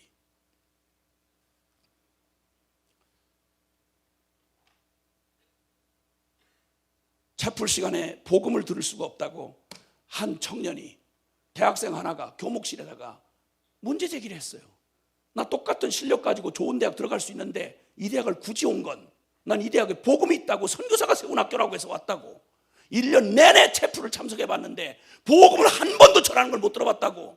우리에게 복음 들을 권리를 빼앗지 말아달라고 이러고 대자보를 붙였어요. 어줍잖은 정인이 나발인이 얘기하면 어줍잖은 정의감 가지고 거기다가 그냥 같이 붙어가지고 난리를 치는, 거기에 적어도 몇백 명은 크리스찬이 있을 텐데 이 비겁한 이수생이 들리고 젊은이 들리고 겁에 질려가지고 누구 하나 거기다가 동의할 수가 없는 거예요. 겁에 질려가지고 왕따 당할까 봐. 부끄러워하면 죄를 부끄러워할 일이지. 아니 예수님을 부끄러워해? 말이 되는 얘기야? 우리 전통적인 한국의 사학에 거기 가서 신앙 부흥회를 갔다가, 야, 나 그때 그 모욕감을 지울 수가 없어요. 학점 때문에 억지로 끌려온 젊은 애들이 한 4분의 1 정도는 마약한 애들 같아.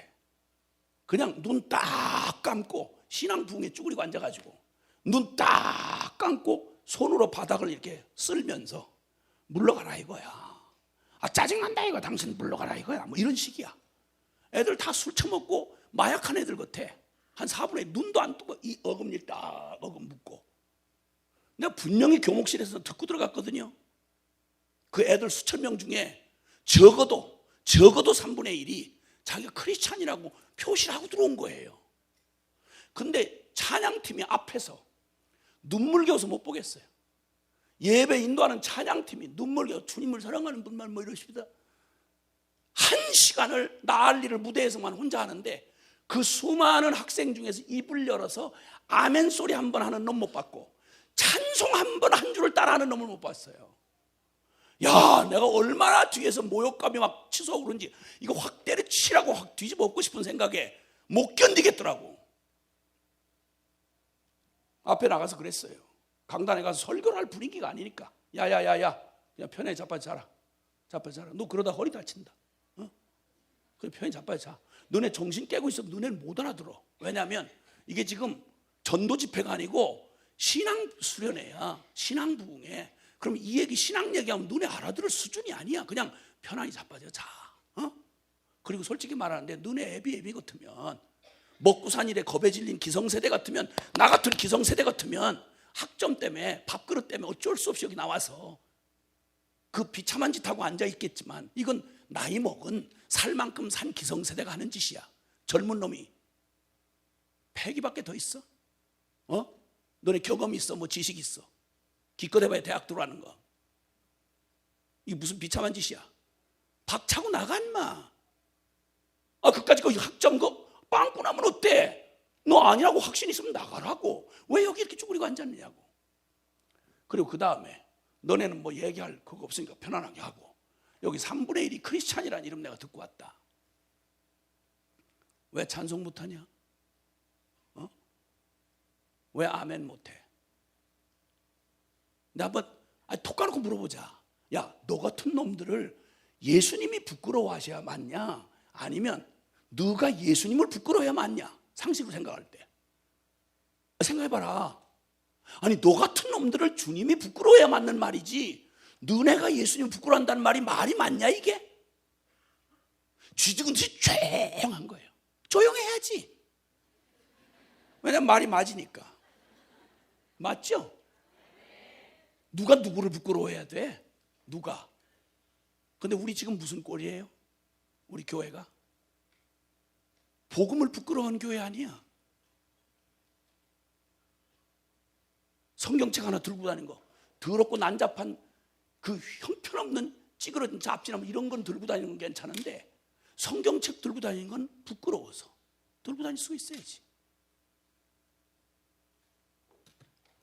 잡단 형편없는 쓰레기 같은 그거 다 주둥이에다가 너벌거리고 하는 말은 괜찮은데 복음 얘기하려면 부끄러워서 입이 닫혀가지고 말을 할 수가 있어야지.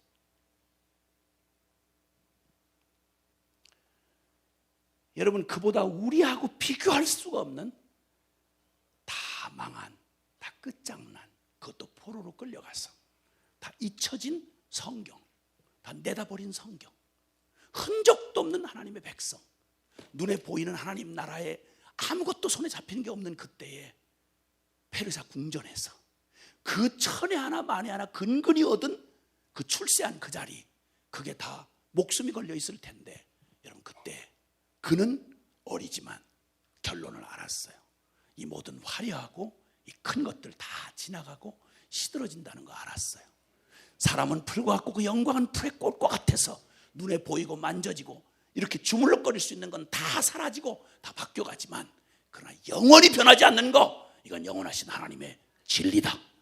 나는 내 인생 허접한 시들어지는 이런 시들어 낡아져버릴 이 허망한 꿈 같은 여기다가 내 인생을 낭비할 수 없다. 나는 진리편을 택하겠다. 어려서부터 그는 지식에 함몰되지 않았어요.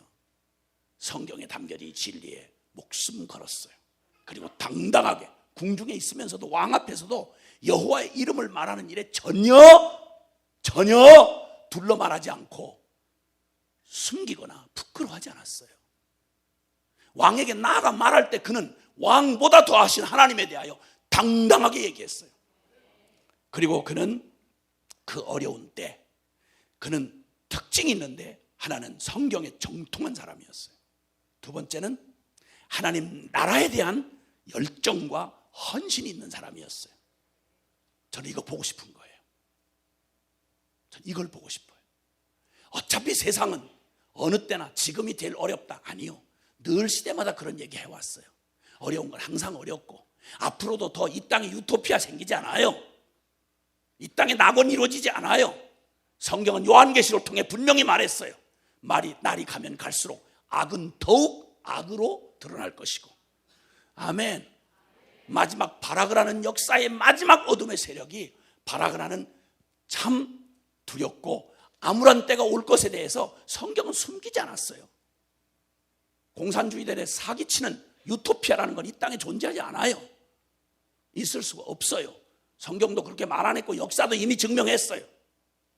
그런데 오늘 여기 그가 성경에 정통한 사람, 그리고 하나님 나라에 대한 열정과 헌신을 가졌던 이 사람, 그 사람이 정말 그 한복판, 역사의 한복판에서 다 잃어버리고 내던졌던 그 이스라엘의 정체감을 언젠가 주님이 약속대로 회복하실 그 나라를 사모하면서 그냥 불꽃같이 조그마한 촛불처럼 남은 이스라엘에 다시 포로가 다시 돌아가서 예루살렘 땅에 초라한 성전 간신히 근근히 지어놓고 여전히 열강들에게 짓밟혀 있는 그런 상황이었지만, 그는 하나님이 약속하신 그 미래를, 하나님의 언약을 어떤 현실보다 실제로 믿고 그 가운데서 작정을 하고 자기가 여호와의 율법을 연구하여 준행하며 율례와 규례를 이스라엘에게 가르치기로 결심했어요.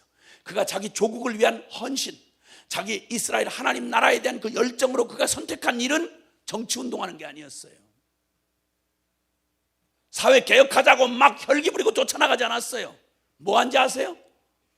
바로 그는 하나님의 율법, 하나님의 말씀에 자신이 정확하게 정통한 사람이 될 뿐만 아니라 이 말씀을 정확하게 이 꿈을 잃어버리고 다 포기한 이 찌그러기 같은 쓰레기 같은, 그러나 하나님의 언약 안에 있는 하나님의 백성들을 가르치기로 작정했어요.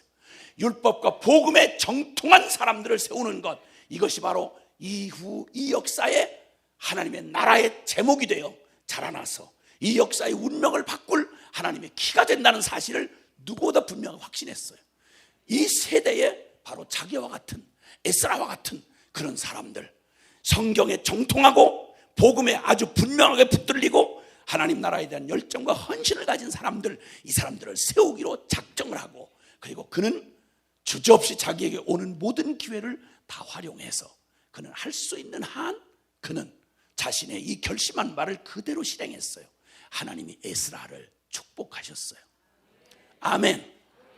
여러분 성경의 구약 성경 중에 읽으시는 성경들이 있을 거예요. 역대, 상하, 에스라, 이거 다 에스라가 기록한 거예요.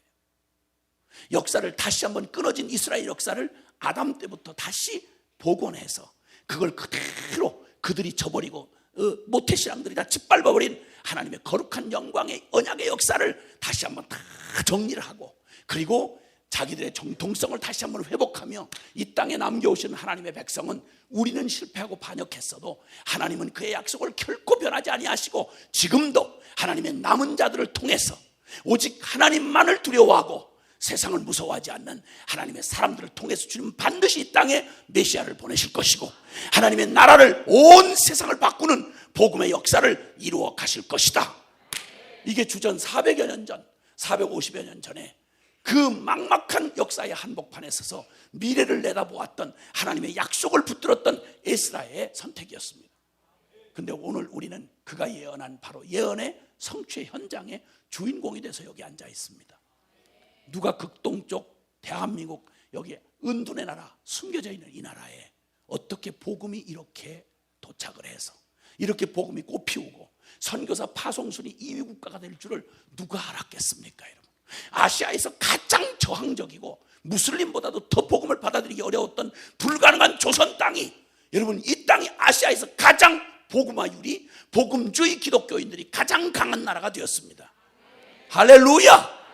6만 교회가 세워졌습니다. 1000만 크리스찬이 있습니다. 거기에 우리의 지금은 참 암담한 현실이긴 해도, 근데 놀라웠게도 여러분 제가 95년 지코이 대회라는 게 한국의 잠실 주경기장에 있었을 때 10만 청년 대학생 헌신 결의 대회를 했어요.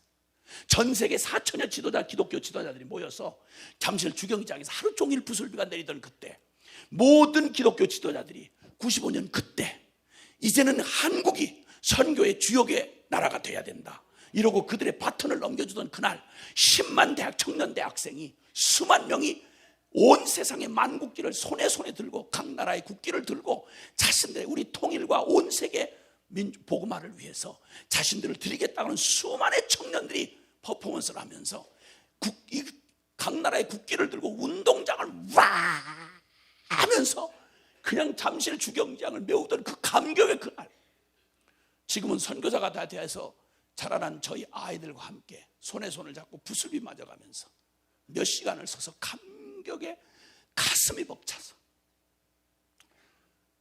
그놈들 손잡고 제가 이렇게 고백을 했습니다. 아들아, 우리 이 길 끝까지 가자. 그리고 우리의 믿음의 100년후를 보자. 언더우드 아펜셀라가 20대에 여러분 같은 나이에 세상에 가장 알려지지 않는 이 조선 땅에 거기 부활절 아침 인천 제물포항으로 들어오던 날, 여러분 그들이 84년에 들어오던 그날에, 85년에 들어오던 그날에 들어와서 얼마 안 돼서 언더우드는 막막한 기도를 해요. 하나님, 아무것도 보이는 게 없습니다. 어쩌면 이렇게도 푸른 폭이 자라오르지 못하는 이 기가 막힌 척박한 땅에 우리를 옮겨놓으신지 이해가 안 됩니다. 우리가 무엇을 해야 할지를 모르겠습니다.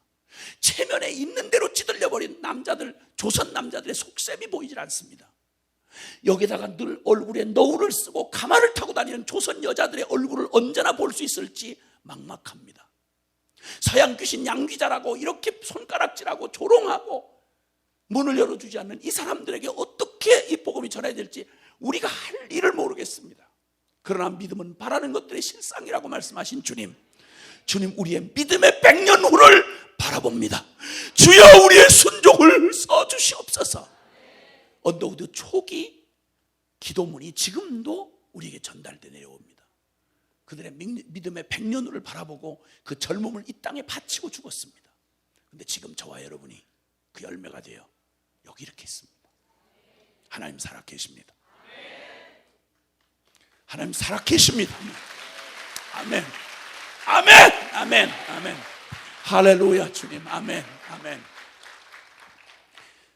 하나님 바라는 것들의 실상인 믿음을 가지고 이 땅에 하나님의 미랄이 땅에 떨어져서 죽으면 많은 열매를 맺겠다고 하시던 우리 하나님, 그 하나님은 약속 어기지 아니하시고 이 기가 막힌 일제 36년의 그 기가 막힌 나라 자체를 잃어버렸던 그 끔찍한 암흑의 시간이 흘러가고 해방되자마자 남북으로 갈라져 역사의 유래를 찾아볼 수 없는 악독하기 짝이 없는 이 분열의 국가가 돼서 전쟁을 벌이는데 수백만을 서로 찔러 죽이고 잔악하게 죽이고 온 땅을 80%를 망가뜨린 이 아무것도 보이지 않는 이 초토화된 이 땅에 하나님 전쟁 이후에 한강의 기적이라고 밖에는 설명이 안 되는 이 기가 막힌 일을 이루어 주셔서 온 세계 자유민주주의 대한민국을 주님께서 이 땅에 세우시고 70여 년 세월 동안 하나님 그 모진 위기의 순간들마다 꺼질 것 같았던 이 민족을 주님 그 가운데 교회를 두시고 하나님을 사랑하는 주의 백성들의 순교의 피와 그 열정적인 기도와 헌신을 통해서 오늘의 이 영광을 우리에게 허락해 주셨습니다. 그 주님이 에스라 한 사람, 이 한 사람을 세워서 그렇게 에스라를 에스라답게 했던 그 성경 말입니다. 그를 옆에서 본 사람들이 이렇게 말합니다. 우리 하나님의 명령을 떨며 준행하는 자, 이렇게 말합니다. 에스라를 평하여 말하기를, 에스라 그 사람은 아유 출세한 사람이에요. 아유 똑똑하던데요. 아유 그 아주 해박한 지식을 갖고 있던데요. 추진력 있던데요. 이렇게 말하지 않았어요. 에스라를 본 사람들이 증언하여 말하기를 우리 하나님의 명령을 떨며 준행하는 자, 이렇게 말했습니다. 죄송하지만 한번 따라합시다. 우리 하나님의 명령을 떨며 준행하는 자. 아멘. 역사의 키를 가진 사람, 이 역사의 흐름을 바꿀 하나님의 통로가 될 사람, 이 시대를, 이 암울한 시대를 희망의 등불로 비춰줄 오늘날의 우리의 젊은이는 누구냐? 대단히 똑똑하고 굉장한 명문대학을 나오고 참 시류에 뒤떨어지지 않는 세련된 젊은이, 이런 따위의 얘기가 아니라 세상이 바뀌고 역사가 흘러가도 변하지 않는 영원하신 하나님 앞에 이 역사에 주님이 쓰시는 한 사람, 우리 하나님의 말씀을 떨며 준행하는 자, 이런 젊은이 일어나게 되기를 바랍니다.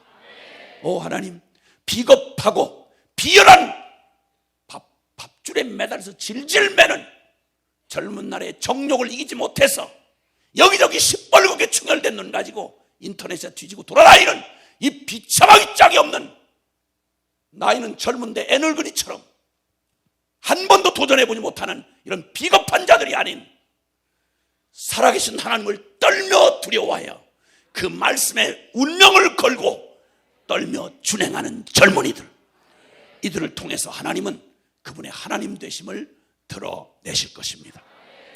지금 이 시대 한국교회, 참으로 이 불확실성의 시대에 예측 불가의 융복합의 이런 4차 산업혁명 시대로 진입한 이때 아무도 내일을 예측할 수가 없습니다. 그냥 미친 소용돌이처럼 이 사회가 급변해 가고 있고, 그러다 보니까 우리가 가지고 있던 모든 윤리, 도덕, 사회적 질서 예측을 못합니다. 지금 난장판이 났습니다. 조금만 의식을 가지고 보시면 이 시대야말로 한국은 가장 폭풍전야처럼 평안한 것 같고 배부르고 기름진 것 같은데, 한국호는 꼭 세월호처럼 이미 어쩌면 골든타임을 놓치고 있는지도 모릅니다. 이때 회개해야, 교회가 마지막 희망인데 교회를 들여다보면서 우리의 마음은 조금은 암담한 생각을 지울 수가 없습니다. 왜냐하면 교회가 바로 우리이기 때문에. 우리의 모습을 보면 기도해야 되겠는데, 회개해야 되겠는데, 말씀으로 돌아가야 되겠는데, 영혼이 너무 기름지고 무겁게 내려앉아서 마음에 자극은 조금 받지만 인의 결심을 못하고 그냥 그 화려한 세상의 유혹에 그냥 털썩 주저앉거나, 그리고 압도하는 세상의 필요와 그런 도전 앞에, 그냥 그 수많은 경쟁 앞에 겁에 질려서 매년 그거 두리번거리다가 내가 할 일조차 놓치는 이런 유약한 우리의 모습을 보면 참으로 안타깝기 그지가 없습니다. 거룩한 모양은 있으나 거룩한 능력은 부인하는 세속적이고 명목적이고 전통과 형식으로 종교적 마비 현상을 보이는 우리의 오래된 우리 신앙의 모태신앙, 교회, 우리의 모습들은 참으로 이 시대의 위기 앞에서 너무 무력해 보입니다. 이 교회 상황을 돌파해보려고 노력하지만 젊은이들이 잘 안 모인다고 탄식을 합니다. 캠퍼스 사역 잘 안 되고, 캠퍼스는 아주 저항적으로 바뀌어갑니다. 전도라는 말을 꺼내기가 어려울 정도입니다. 너무 싸나워졌어요. 세상이 아주 객기로 충만한 세상이 됐어요. 애비고 애미고 없어요. 청소년들 뭔가 한마디 하려다가 노인들을 패버리는 때니까. 애비고 애미고 없는 시대, 동성애로 막 까발려서 성가치의 붕괴가 일어나고 가정해체, 도덕적 가치의 몰락, 이 타락한 문명과 쾌락과 집단 광기 앞에서 절대 진리가 조롱을 당하고 거룩을 비우는 세태 가운데 우리가 여기 있습니다. 이 무감각해진 막연한 두려움의 포로가 되어 있는 지금 이때에 하나님으로부터 오는 부흥이 필요합니다. 이때 에스라의 결심과 용맹스러운 정확한 행동이 필요한 때가 바로 지금입니다. 만고불변의 진리, 다른 거 아닙니다. 여호와께로 돌아가자. 다시 복음 앞으로 돌아가자. 진리를 잃어버린 게 어둠이고 하나님을 떠난 게 저주이고 거룩함이 없는 게 비극입니다. 그러므로 우리는 오직 성경으로 돌아가야 합니다. 하나님 경외함으로 우리의 삶의 자락을 돌이켜야 합니다. 그리고 거룩한 길 순종하는 결단으로 분연히 일어서야 할 때인 것입니다. 500년 전 종교 개혁을 외칠 그 암흑의 때에도 바로 이 한 젊은이의 가슴 안에 불타오른 에스라의 심령을 붙들고 있던 그 복음의 능력이 한 불안한 양심을 가진 마틴 루터의 가슴에 이 불을 찔러버리니까 청년 하나의 몸부림이 무슨 일이 될까 싶었습니다. 그런데 여러분 기억하십시오. 우리는 약해도 우리에게 불을 지르신 그 하나님은 크십니다. 아멘.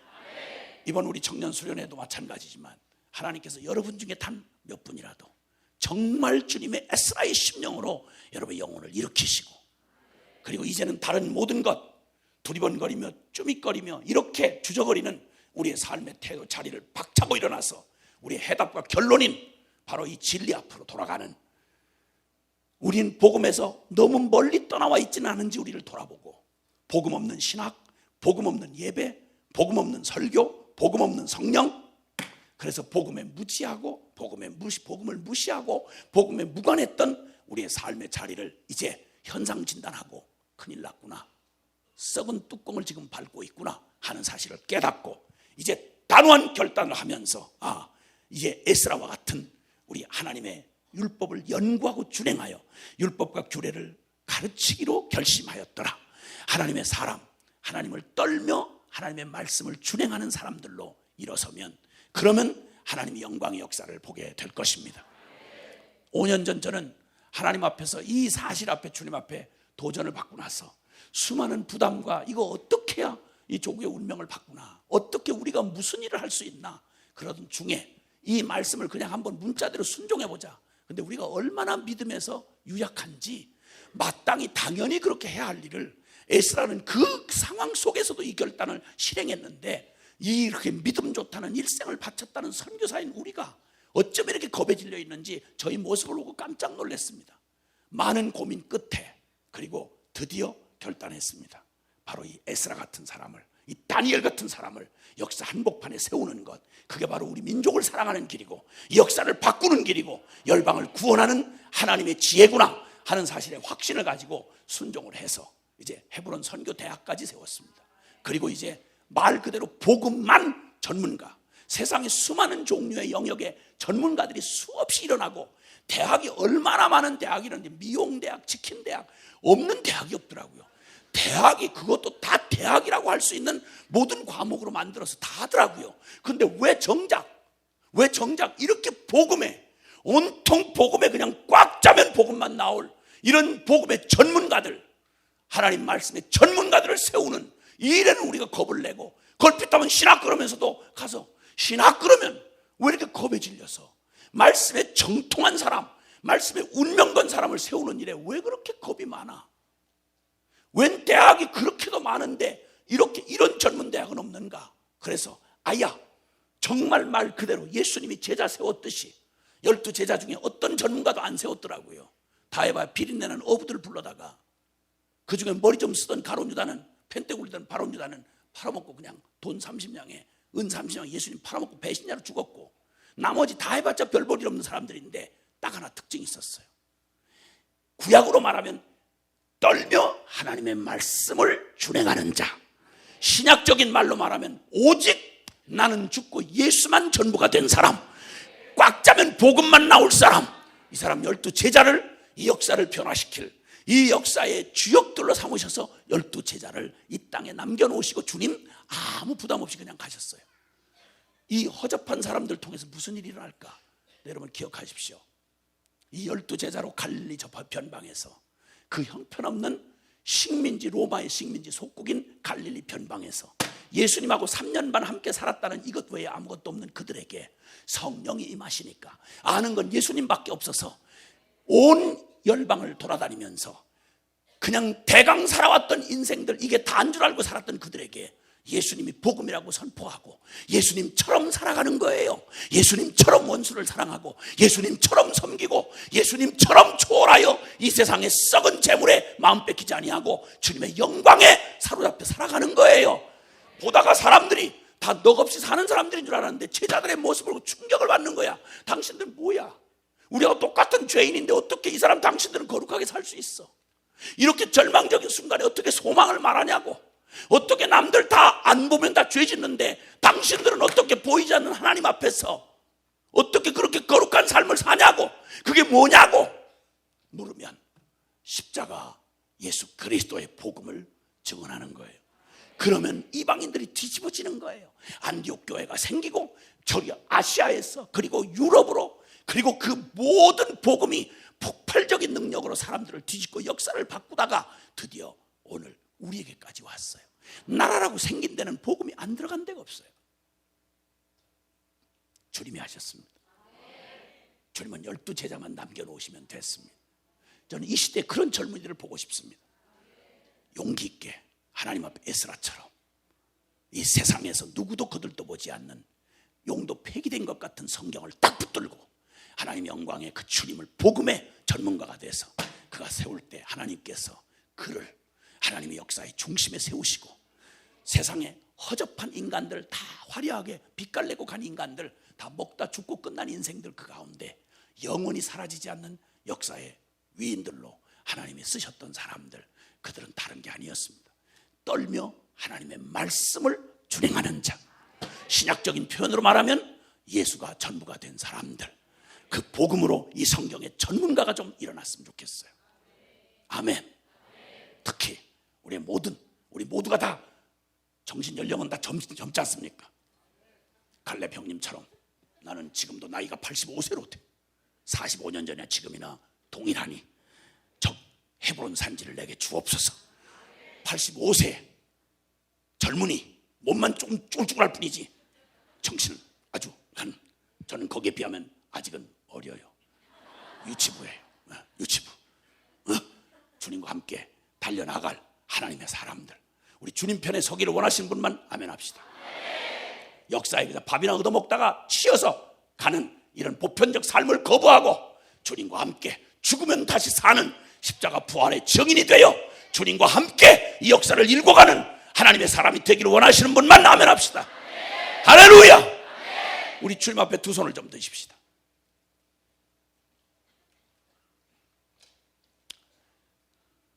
이 말은 한때 우리의 한갓 감동이 아니라 우리의 삶의 방향을 통째로 바꾸는 오늘 이 밤이 되기를 바랍니다. 비겁한 자가 아니라 용맹한 자, 하나님을 아는 자, 그는 용맹을 떨치는, 강하고 용맹을 떨치는 사람들로 역사를 움직여갈 하나님의 사람들로 주여 제가 여기 있습니다. 약하든 강하든 있든 없든 늙었든 젊었든 상관없이 나는 어떠하든 나는 질그릇이라도 주님, 살아계신 주님이 나를 받으시고 그렇게 써 주옵소서. 나 온전히 주님 앞에 이제 주님만 눈치를 보고 주님만 높이고 그리고 주님에게만 순종하기로 결단합니다. 여러분 이제 주님 앞에 두 손을 드시고 하나님 앞에 우리가 이 밤에 기도할 때는 다른 많은 말 말고요, 우리가 취해왔던 그 비겁했던 우리 행동들을 회개합시다. 하나님 없는 자처럼 살아왔던, 하나님 없는데 종교적 의식만 남았던 자처럼 살았던 거 여러분이 잘 아시잖아요. 회개하고 주님, 이제 살아계신 주님 앞에 내가 이제 두렵고 떨림으로 서겠습니다. 살아계신 주님의 말씀에 운명 걸겠습니다. 회개하고 결단하며 주님 앞에 기도하고 나아갈 때 우리 확정하시고 내 마음을 확정하고 주님 앞에 나아가십시다. 주여 간절히 부르고 통성으로 기도합니다. 주여, 주여.